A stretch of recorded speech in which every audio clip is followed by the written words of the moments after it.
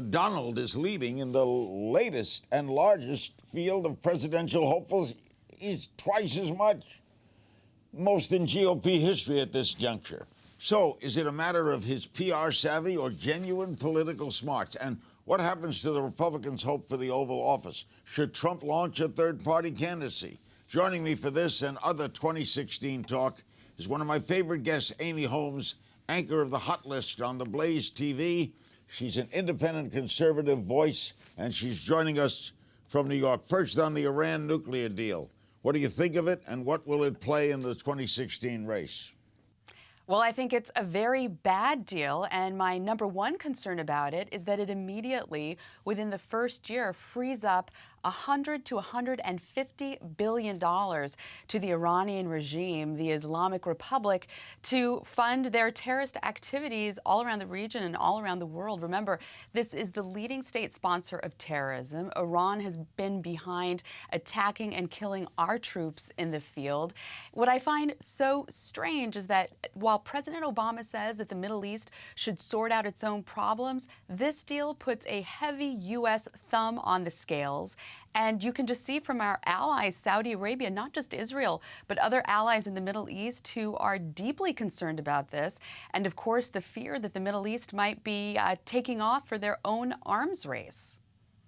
How about the reestablishment of relations with Cuba? Well, you know, I think the important question there is, what does the United States get out of it? And it seems at this point, not a whole lot. Maybe opening, we still have a trade embargo, Congress, it's up to Congress to lift that. In the meantime, what do the Cuban people get out of it? Well, they'll have travel restrictions eased.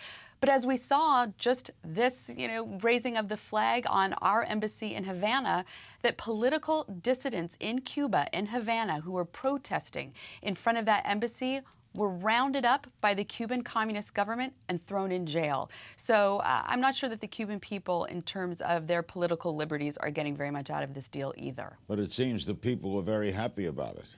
Majority of the Cuban people are very happy. Some people are happy about it, as I say, easing those travel restrictions and having a more positive relationship with the United States. But Cuba still has those political prisoners in jail, and it's still acting like a tyrannical country, the tyrannical country it is. Our previous guest, Bret Stephens of the Wall Street Journal, who I'm sure you read and know, I do, really blasted Donald Trump, took off on him and said it was horrific and that he's going to fade. What do you think? Boy, he did. He had some pretty strong words, yeah. As do I. I think Donald Trump is deeply irresponsible, a loudmouth, a bully, the latest with John McCain claiming that the United States senator was not a war hero. I think somebody needs to tell Donald Trump that the Hanoi Hilton was not actually a hotel. It was a prison camp where John McCain was tortured for 5 years, and the senator even, back then as a war prisoner, refused to be released early. He's a hero by any measure, and Donald Trump was way off base with that. But at the same time, I don't think he means it. I think he was just saying it to get a reaction, which he did, and he even got some cheers from the audience because they liked the line. They liked seeing this Jesse Ventura with money go after an opponent.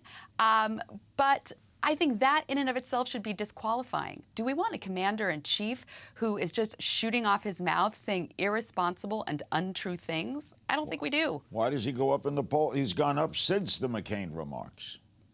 Well, he has gone up in the polls. The Washington Post poll showed that directly after those remarks, they polled over the course of days that actually Donald Trump's numbers sank to single digits, that he got a very bad reaction from GOP primary voters with that.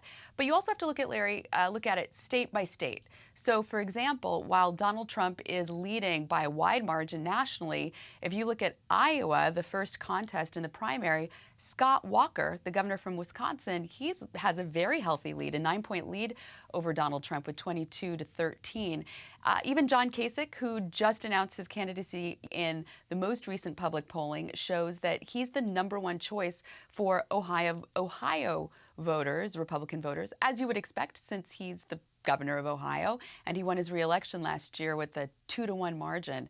So I think these national polls, they're a little bit misleading, and they're also based on basically, Donald Trump is a huge celebrity. He has gigantic name ID as compared to many of the other 15 rivals in the race. Mr. Stevens thought that if he ran as an independent, he would get nowhere near the vote that Ross Perot got.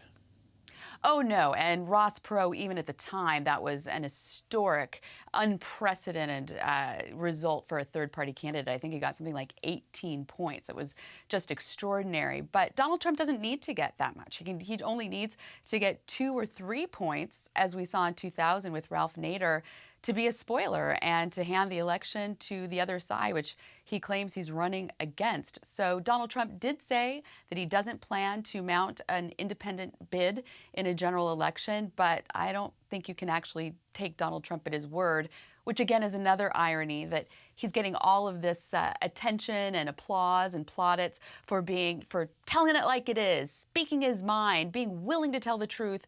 Meanwhile, when you actually look at his policy positions, he's been flip-flopping.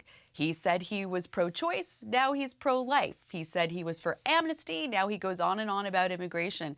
So I don't even think the Donald is all that authentic.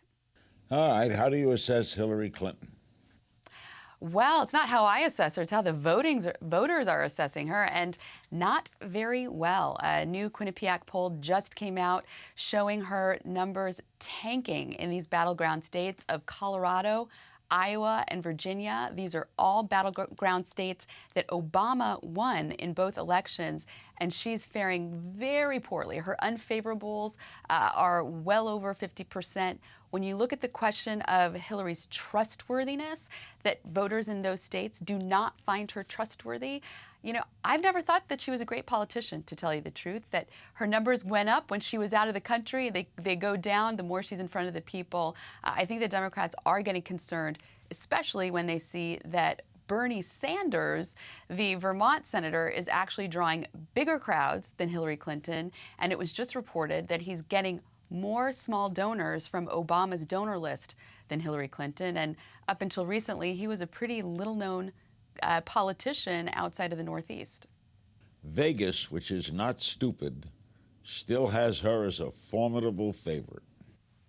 Oh, she certainly is. And in the national polling, she is still well ahead of Bernie Sanders. But she just doesn't have that enthusiasm factor, that passion among voters. And again, in those battleground states that I mentioned, Iowa, Virginia, and Colorado, she's polling behind the 3 top candidates on the GOP side, Jeb Bush, Marco Rubio, and Scott Walker.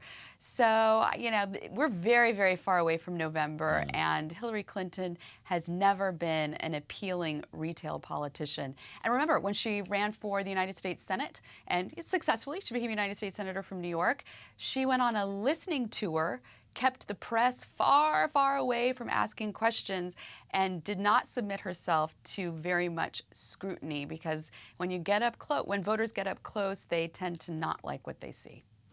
Would you say that Obama is a remarkable lame duck president?